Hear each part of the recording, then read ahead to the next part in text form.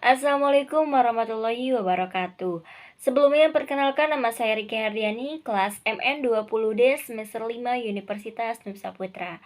Pada kesempatan ini saya akan mengumpulkan tugas teori portofolio dan analisis investasi, di mana teori portofolio dan analisis investasi pada sesi kedua ini membahas mengenai pasar modal.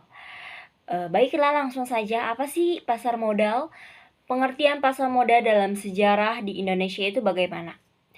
Dalam bab 1 UU PM nomor 8 tahun 1995 tentang ketentuan umum mendefinisikan bursa efek adalah pihak yang menyelenggarakan dan menyediakan sistem atau sarana untuk mempertemukan penawaran jual dan beli serta pihak-pihak lain dengan tujuan memperdagangkan efek di antara mereka.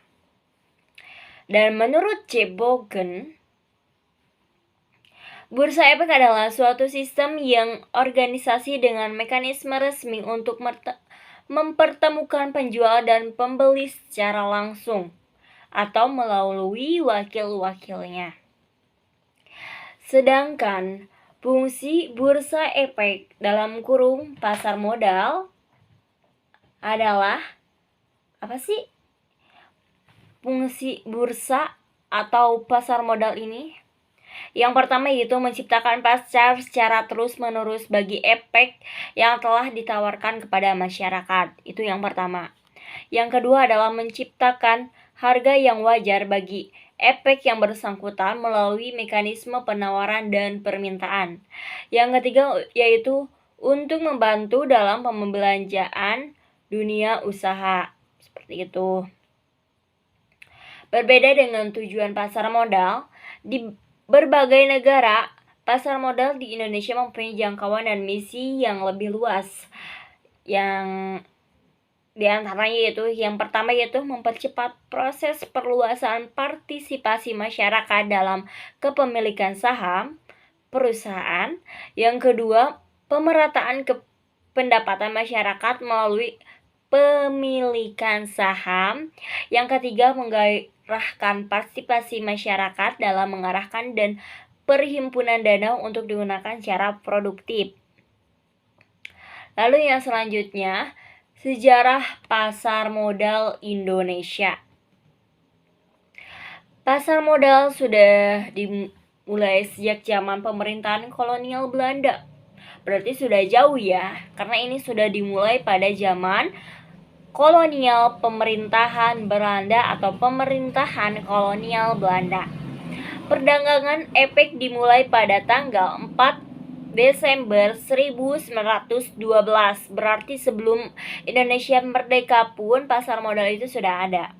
Bersamaan dengan berdirinya Vereniging for the Handel, anggotanya adalah semula 13 maklar. Yang diperjualbelikan adalah saham dan obligasi perusahaan perkebunan Belanda yang beroperasi di Indonesia. Juga obligasi seperti itu.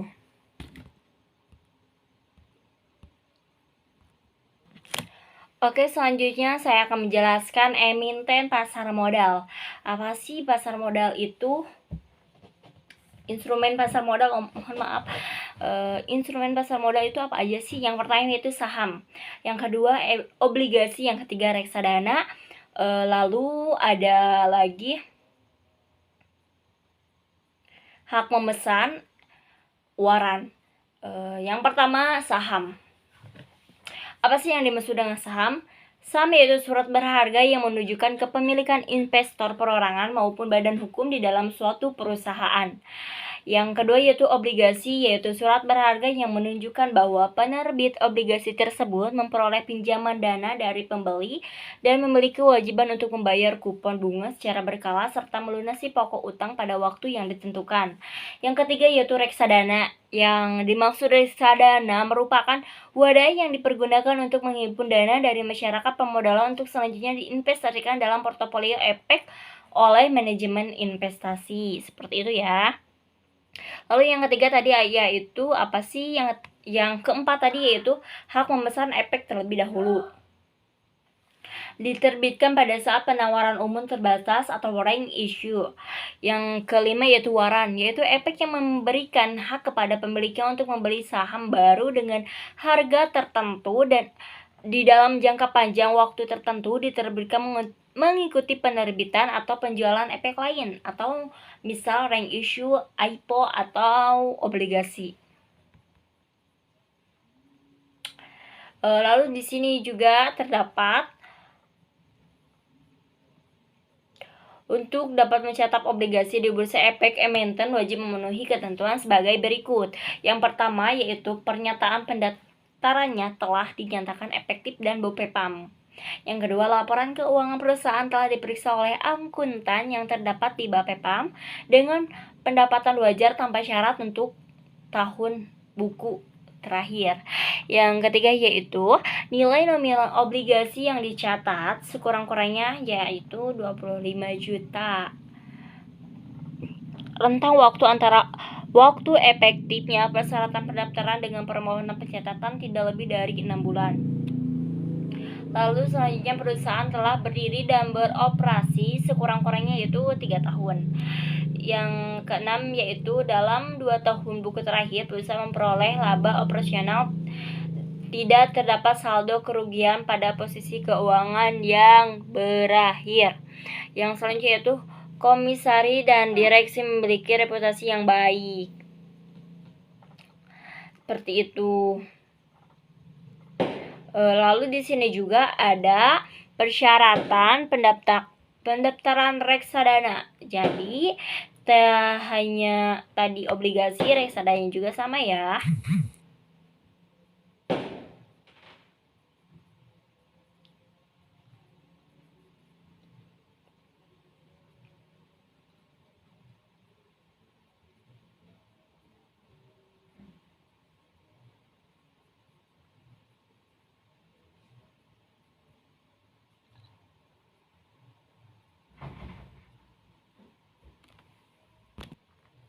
Berikut saya akan menjelaskan manfaat dari pasar modal.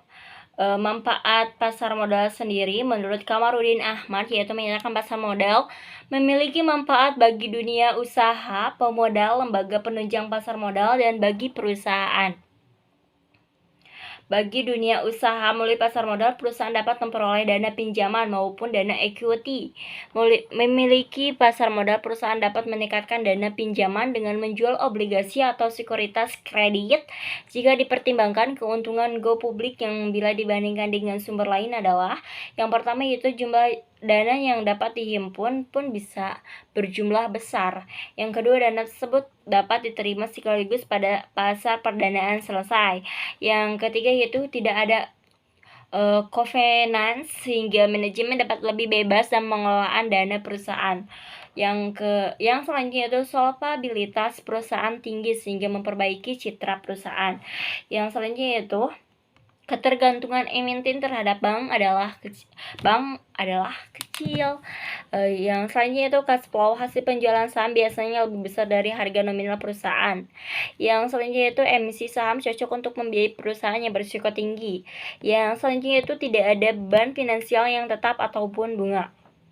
Yang selanjutnya itu jangka waktu penggunaan dana yang terbatas. Yang selanjutnya itu tidak dikaitkan dengan kekayaan sebagai fungsi jaminan tertentu. Bagi pemodal sendiri, manfaat yang diperoleh bagi masyarakat pemodal yang berinvestasi di pasar modal antara lain yaitu yang pertama, nilai investasi berkembang mengikuti pertumbuhan ekonomi. Selanjutnya, sebagai pemegang saham, investor memperoleh dividen, sebagai obligasi investor memperoleh bunga tetap ataupun bunga mengambang. Yang selanjutnya itu mempunyai hak suara dalam RUPS bagi pemegang saham.